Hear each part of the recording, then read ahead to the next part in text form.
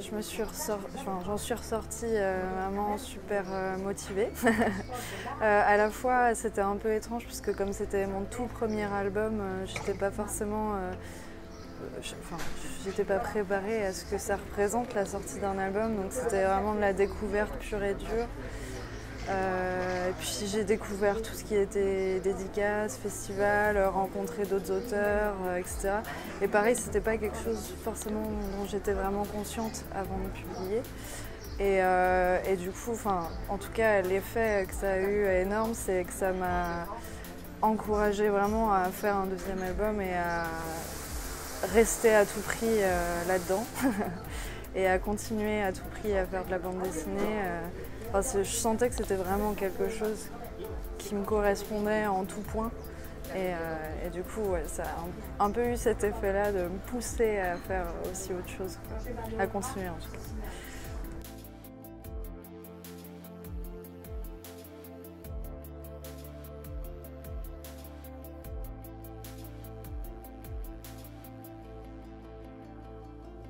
Alors ça a été un peu compliqué après, compliqué entre guillemets, hein. Mais en fait, donc Nora c'est un projet de diplôme. En même temps j'avais un autre projet de diplôme puisqu'on devait faire 2 projets pour valider notre diplôme. Et j'avais fait aussi en sorte de le proposer à l'édition, le deuxième.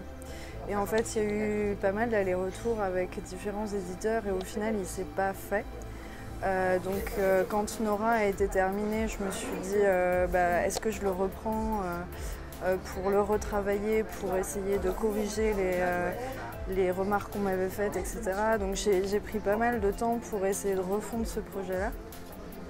Et en fait, je suis arrivée à un point où je me rendais compte que j'avais tellement retravaillé ce projet-là que j'étais un peu fatiguée de celui-là. Donc à ce moment-là, j'ai un peu lâché l'affaire en me disant maintenant qu'est-ce que je fais? Et je crois qu'il n'y a rien de pire de se dire maintenant il faut que je trouve une idée parce que c'est vraiment affreux. Donc j'ai mis un peu de temps avant d'embrayer. Et au final, ça s'est fait assez rapidement. En un mois, j'ai eu plein d'idées en même temps. Et j'avais une idée de projet plutôt ado-adulte et une idée de projet jeunesse. Et donc je me suis posé la question lequel je privilégie et j'avais envie de rebosser avec la gouttière. Et du coup, j'ai décidé de privilégier celui jeunesse. Et donc voilà, ça s'est fait comme ça. Donc c'est comme ça que les crocs est arrivé. Et puis Elma, après, il s'est rajouté entre-temps. Quand j'avais commencé l'écriture des crocs, Ingrid m'a contactée et du coup, il s'est un peu greffé entre les tomes des crocs. Voilà.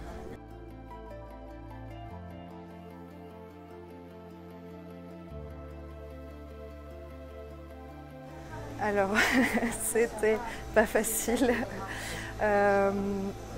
C'était pas facile au début, j'étais super optimiste en me disant mais oui, mon planning est super bien ficelé et tout. Et en fait, les crocs, ça a été beaucoup plus exigeant que je l'avais anticipé sur le dessin. Donc j'ai mis beaucoup plus de temps que prévu sur le dessin des planches. Et du coup, avec d'autres événements, j'ai eu des problèmes de dos, ce genre de trucs. Et du coup, ça a été un peu dur de les mener vraiment de front, tous les deux en même temps, surtout qu'ils sortent le même jour. Donc vraiment, toutes les deadlines étaient quasiment les mêmes. Et du coup, ça a été un peu, un peu compliqué à gérer. Et en fait, moi, j'ai du mal à faire... par exemple, un projet le matin, un projet l'après-midi, j'ai besoin d'être un peu immergée dans le truc. Donc ça se faisait à chaque fois par phase de travail de plusieurs semaines sur l'un ou sur l'autre. Et ce qui fait que des fois c'était un peu, fallait courir sur l'un pour vite faire quelque chose pour telle deadline et puis après courir sur l'autre pour essayer de mener les deux parallèlement. Donc au final, les 2 premiers tomes, là, Elma, je l'ai surtout commencé, on va dire... en décembre et j'ai mis les crocs en pause pendant plusieurs mois quasiment pour pouvoir faire Elma et puis après reprendre les crocs. Ça s'est fait un peu comme ça. C'était pas évident, je pense que je renouvellerai pas forcément l'expérience.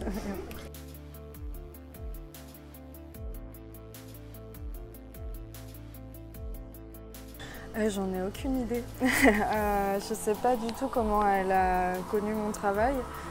En fait, elle m'avait ajouté sur Facebook, je sais pas, quelques semaines avant de me contacter, et donc elle a probablement vu mon travail quelque part.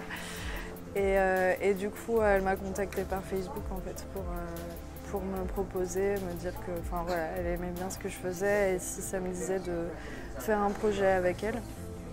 Et donc elle m'a envoyé ouais, un très court texte et puis quelques planches dialoguées.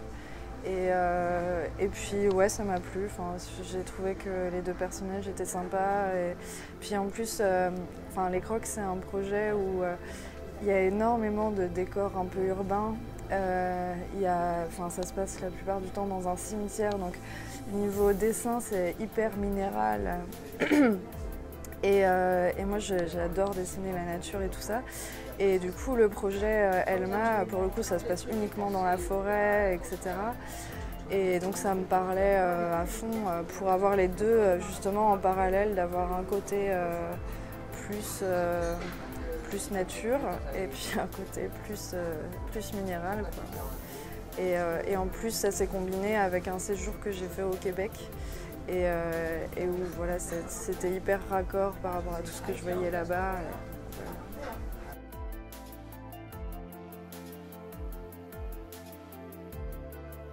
J'ai l'impression que j'ai plus l'occasion d'être dessinatrice.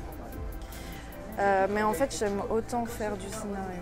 Donc c'est un peu le truc que je trouve d'une certaine manière assez frustrant. C'est qu'à la fois, quand on me propose des scénarios, enfin, ça me fait faire des choses que j'aurais pas fait moi-même, enfin que j'aurais pas inventé moi-même, tout simplement parce que j'ai pas le même imaginaire et tout ça.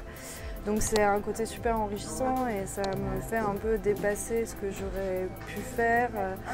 Enfin, pour Elma, en plus, le fait de ne pas avoir été au scénario, bizarrement, je me suis vachement plus lâchée sur la mise en page, etc.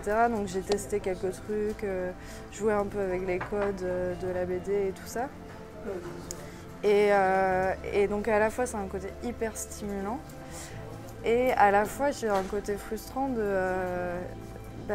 coup, ça met tellement de temps déjà à faire une BD, même en tant que juste dessinatrice, que du coup, j'ai encore moins de temps pour faire mes propres projets. Donc, enfin, voilà, c'est un peu... je trouve que c'est un équilibre à trouver.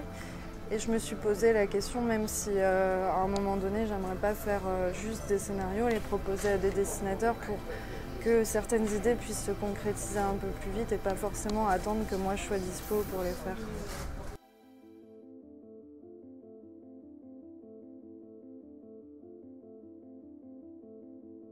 Alors, je me rappelle très bien que c'était en rentrant de festival en voiture où, je sais plus, on est passé à côté d'une marbrerie. Et puis je m'étais dit, tiens, c'est marrant, il y a quand même des gens qui travaillent là, on n'y pense pas, c'est quoi leur quotidien, et puis ils ont forcément des enfants, enfin, il y a un moment donné, voilà. Et en fait, ça fait aussi écho au fait que la maison de mes parents est quasiment en face d'un cimetière et d'une marbrerie. Je pense que ça a un peu joué en déclencheur de ça. Et en fait, c'est ce que je me disais, c'était l'idée de base, c'était qu'est-ce que des enfants font dans le milieu des pompes funèbres quand ils sont obligés d'y être, par la profession de leurs parents en l'occurrence. Et donc, comment est-ce que ça peut se vivre au quotidien ? A priori, c'est quand même un endroit assez... où il y a une certaine sobriété imposée, etc. Et je me demandais, des enfants qui sont un peu tout fous, comment ça peut se passer, quel décalage il peut y avoir. Et donc c'est ça qui m'a intéressée au départ. Et avec un côté assez touchant dans Nora, j'ai déjà expérimenté un peu la thématique de la mort. Dans mon album jeunesse aussi, La Porte des Pluies, ça a été le cas. Et là, c'était un peu le contre-pied, quoi. Des enfants qui fréquentent la mort tous les jours, comment est-ce qu'ils peuvent le vivre et tout ça. Et du coup, après, j'ai fait pas mal de recherches documentaires là-dessus. J'ai été en contact avec un graveur sur marbre qui m'a beaucoup aidé sur tout ce qui est un peu documentation et tout ça, et de petites logiques du métier et tout ça. Donc voilà, après ça a été un peu une immersion là-dedans.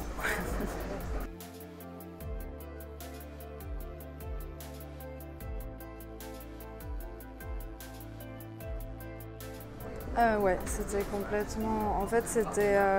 je voulais que les parents soient dépassés en fait par les enfants, parce que les enfants sont pas méchants en soi, mais ils sont juste super... Enfin, les parents sont débordés par eux vraiment, et en plus par le travail. En plus ça se produit dans la période de la Toussaint où c'est un peu une période d'effusion, de rentrée scolaire en plus. Pour les enfants ils passent en 6e, donc c'est un moment un peu charnière et tout ça. Et du coup oui, c'était vraiment une volonté de les faire dépasser par ce qui se passe, et donc en fait, les parents, j'ai vraiment pas envie qu'ils passent pour des parents méchants. Parce que bon, là, ils crient souvent, mais par des parents juste des fois impuissants par rapport à ce qui se passe, et qui essaient juste de faire ce qu'ils peuvent en fait. Et sauf que des fois ça peut être maladroit, ou alors ça peut être des concours de circonstances qui font que en fait c'était peut-être pas du tout la bonne position à adopter, et donc c'était un peu, c'était vraiment une volonté de les faire un peu à la ramasse.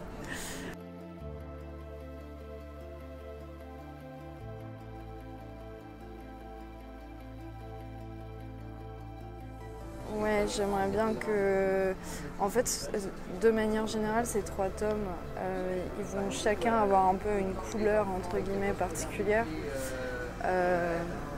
Et du coup, j'aimerais aussi que ses parents soient vus d'une manière différente dans chacun des tomes. Là, le premier tome, c'est vraiment une introduction, et puis on est un peu plus du côté des enfants et de ce qu'ils vivent. Dans le tome 2, ce sera un peu plus l'occasion de voir ce que les parents peuvent vivre aussi de leur côté par rapport aux enfants. Et donc oui, ce sera le but aussi, de les accompagner comme ça et de ne pas s'en éloigner. Et parce qu'au final, dans cette trilogie, donc, bon, il y a pas mal de thématiques, mais une des thématiques que je voulais traiter, c'était les difficultés de communication qu'il peut y avoir entre les enfants et les parents. Notamment là, qui est accentuée par le milieu funéraire, qui impose une sobriété que les enfants n'ont pas, et du coup ça peut vite dégénérer, quoi.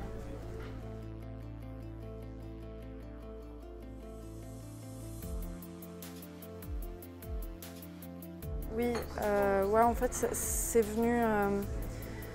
Alors ça, c'est pas forcément une thématique que je voulais traiter au départ.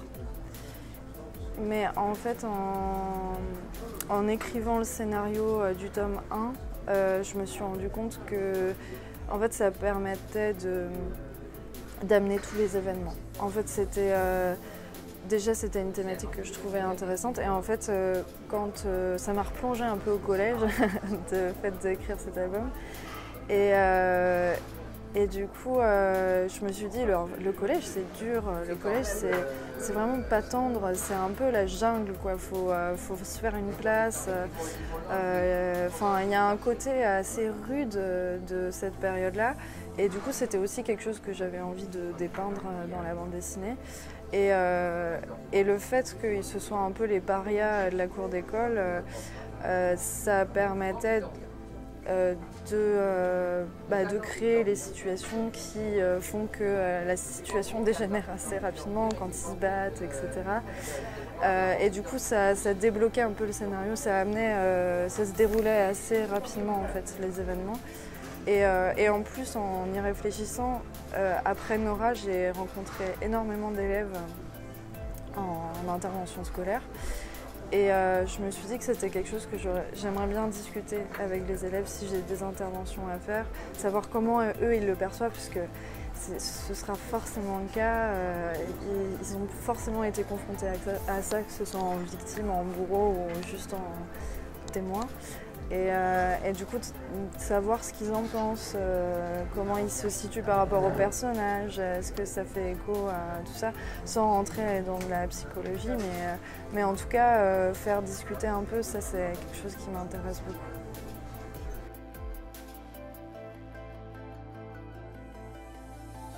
Sur les crocs, je suis en dessin des pages, on va dire, en traditionnel. En fait, je travaille au crayon et je fais un petit peu de la vie avec de l'encre dessus pour faire un peu des ombrages et tout ça. Et sinon, je fais la couleur à numérique. Voilà. Et je fais la couleur à l'iPad et voilà, c'est comme ça que... C'est pour ça qu'effectivement Elma, il est un peu, pour moi, il est un peu différent des autres, parce que Nora aussi c'était de la couleur numérique, La Porte des Pluies, il y avait un peu des deux, et Elma c'est vraiment le projet full traditionnel. C'est mon premier projet avec cette technique-là.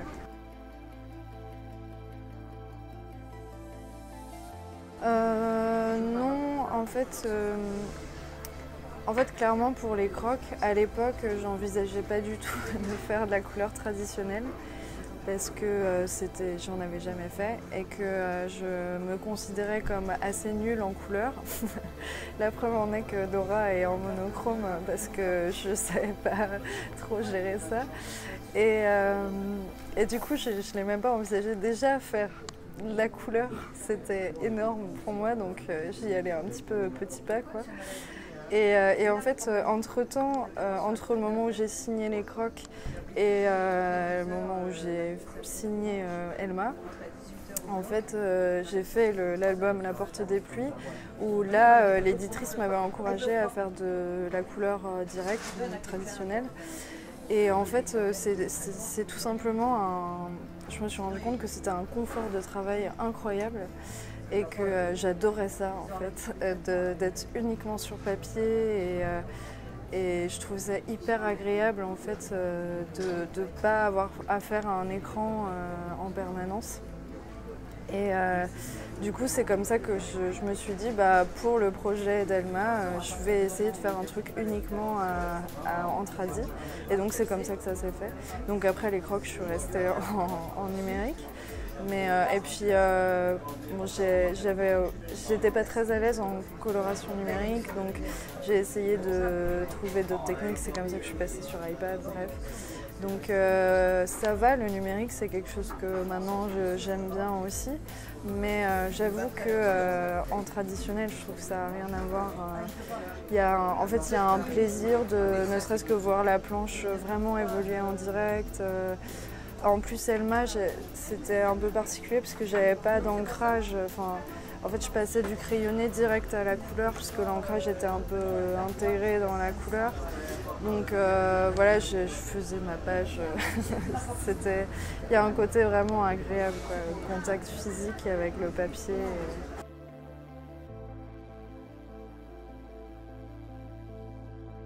Tout.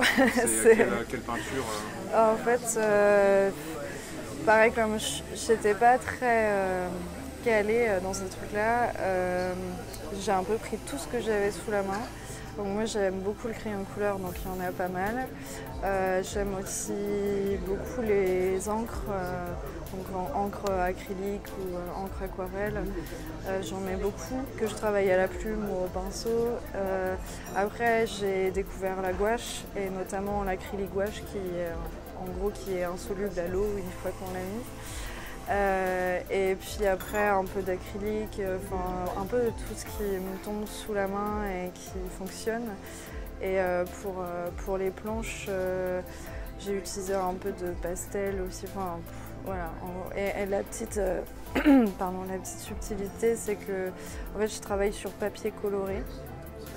Donc en fait, quasiment chaque séquence est sur un papier de couleurs différentes. Et ce qui au début était aussi une une certaine forme de confort puisque ça me permettait d'avoir directement une ambiance donnée sans que je doive vraiment faire des lavis ou ce genre de choses. Et en fait, du coup, c'était hyper rigolo de travailler sur papier coloré et ça donne vraiment des ambiances hyper fortes. Et en fait, tout de suite, ça donne une couleur de fête particulière à la séquence. Et donc voilà, donc c'est comme ça que ça s'est fait.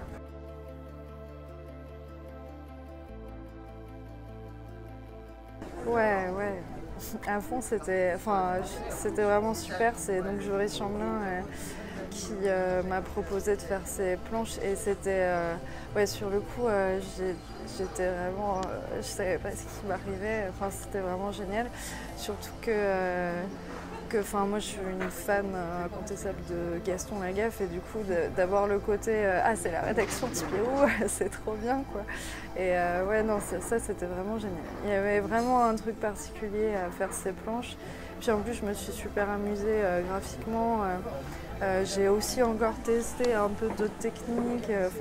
Du coup c'était vraiment génial comme expérience.